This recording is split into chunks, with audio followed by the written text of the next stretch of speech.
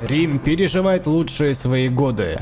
Полным ходом идут военные кампании на западе, расширяя и так без того огромные территории империи. Тем временем подконтрольные земли Рима расцветают и развиваются. Сенаторы давно позабыли о восстаниях и спокойно улучшают ранее бедствующие земли, что под пятой экспансии примкнули к Риму. Пока в Карфагене римский губернатор Главр Септимий не казнил наследника Тегила, одной из знатных семей пунов.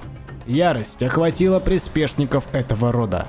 Отец покойного наследника по имени Маган с небольшим отрядом из 50 воинов пронесся от самого Тенгиса аж до самой Ливии. Многие иллюзии примкнули к Магану. Таким образом, численность единомышленников мятежа Магана росла. И когда час пробил, лидер мятежников напал на виллу Главра, что защищало около нескольких сотен легионеров, и разорил ее, так и не найдя губернатора. Местью движимый Маган в поисках Главра поднял за собой тысячи недовольных сограждан. Мятежники разоряли одну виллу за другой. Тысячи убитых римлян и столько же легионеров заставили Главра просить о помощи Сенат. Главру был вручен легион, находящийся неподалеку у границ Нумидии. Легат направляется к губернатору, также рассредотачивая силы для защиты важных объектов в Карфагене. Друзья, 90% из вас смотрят ролики, что я делаю для вас, без подписки. Подпишись, я тебя не разочарую. На рассвете Главр возвращается в Карфаген из укреплений легиона. За ним шло около 4000 легионеров, а также претарианцы, что защищали губернатора повсюду. Маган уже знал о маршруте римлянина, и ведомый местью, приготовившись к засаде, ждал часа, когда собранная под его знаменами армия мятежников набросится на колонну легионеров. Главр спокойно вел за собой часть легиона. Ничего не предвещало беды, пока колонна римлян не оказалась у холма, в тени которого карфагеняне готовились к атаке. Около 10 тысяч карфагенян, и из них более 7 тысяч легкой и средней пехоты, 1000 пельтастов, 2000 элитных воинов и 5 сотен всадников. Когда время пришло, Маган дал добро своей армии, и все воины как один направились на ускоренном марше к ничего не подозревавшим римлянам. Маган оставил элиту в тылу армии и конницу, ожидающую приказа в километре от места, где вот-вот развернется битва. Главр, завидя разъяренную 10-тысячную орду, сменил построение легионера, выстроив единый фронт расстоянием с противоположной холма. Укрывшись скутомами, легионеры в оборонительных формациях принялись ждать яростных пунов и прочих воинов Карфагена. Врыв с холма придал скорости и сил натиску людям Магана. Воины, прежде чем навалиться на плотный строй римлян, предварительно запускали дротики, поражая десятки легионеров. Удар карфагенян был сокрушительным, однако одному лишь Марсу известно, как строй римлян был не разрушен.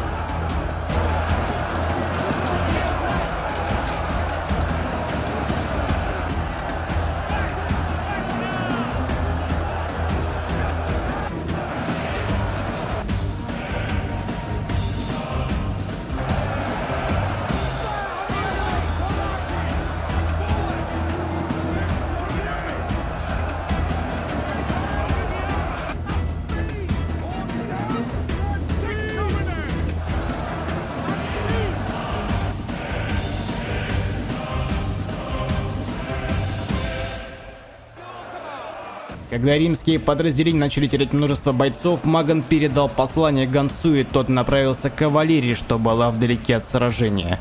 Внезапный удар кавалерии полностью сломает строй римлян, и наконец Главр поплатится за свое преступление. Главр, видя неспособность легионеров удерживать строй, решает выводить по одному подразделению из боя, прикрывая его прочими уже сражающимися отрядами, давая тем самым восстановить силы воинам Рима и не давая лицезревшему резервы легионеров Магану устроить удар во фланг. Но Магана это уже не волновало, ведь прямо сейчас на всех парах кавалерия Карфагена ударит со всей мощью по по якобы несокрушимым подразделениям Рима. Спустя десятки минут легионеры, утратившие свою выносливость, все еще продолжают изо всех сил держать строй. Но время пришло, и кавалерия Карфагена наконец показалась. Главр немедленно разворачивает выведенных из боя легионеров и пытается выстроить оборону в тылу авангарда.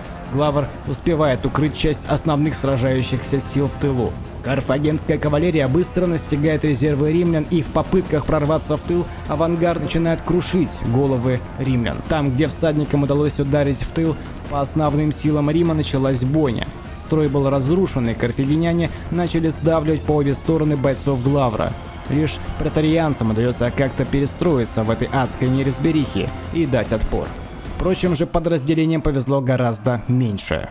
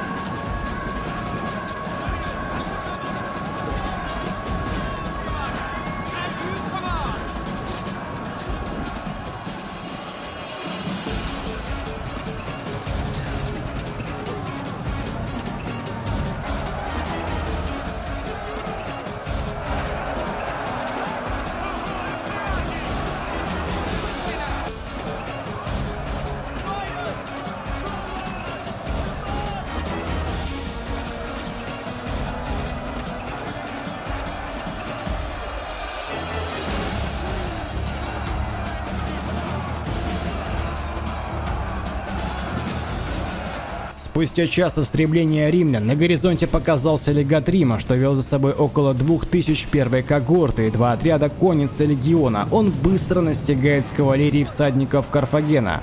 Начинается битва между конницей. Благодаря легионерам, что задолго начали свой бой с кавалерией, римским всадникам удается обратить карфагенян в бегство. Тем временем Главр, что также сражался с всадниками Карфагена, добирается до легата, и те вместе решают выстроить еще одну линию обороны, за которую смогли бы отступить еле сражающиеся воины Рима. Главр дает приказ, и бедствующие легионеры устремляются, еле волоча свои скутумы и гладиусы за ряды первой когорты. Маган не посчитал опасным подкрепление римлян, ведь численный перевес за Карфагеном. Однако воины истощены, но месть, укрывшая пеленой очи военачальника воинов Карфагена, затуманила разум военачальника. Маган направляет всю свою армию вслед за отступающими к первой когорте римлян, и истощенные за часы битвы карфагеняне устремляются к оборонительным позициям Рима. Первая когорта, дождавшись, когда римляне отступят за их ряды, немедленно начинает заливать пилами разъяренных воинов Магана. Сотни полегли от залпов легионеров, прежде чем добраться до их когорт. Натиск был слишком слаб, чтобы хоть как-то пошатнуть позиции легата и Главра.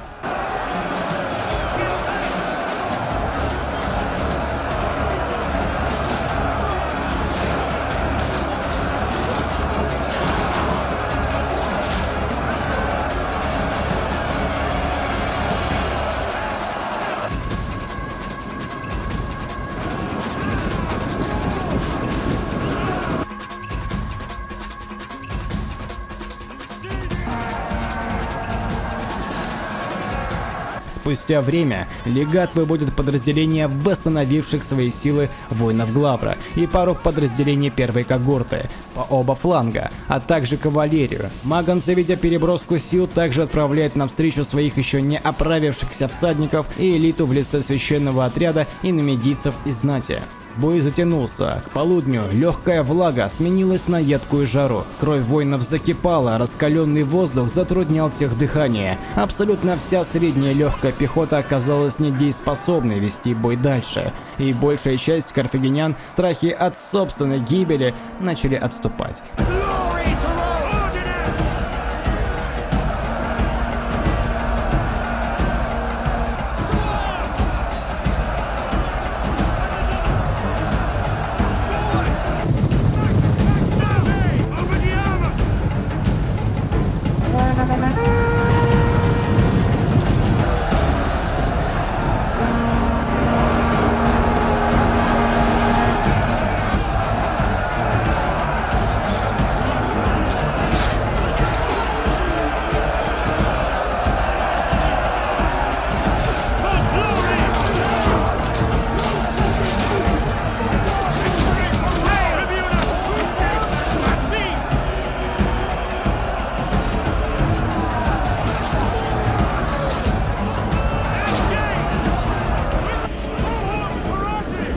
Отступление сотен карфагенян повлекло за собой массовое бегство чуть ли не всей армии Магана. Военачальник Карфагена, чтобы восстановить мораль своих воинов, немедля и сам вступает в бой в окружении своей свиты всадников. Ему удается переменить настрой бегущих, но далеко не всех.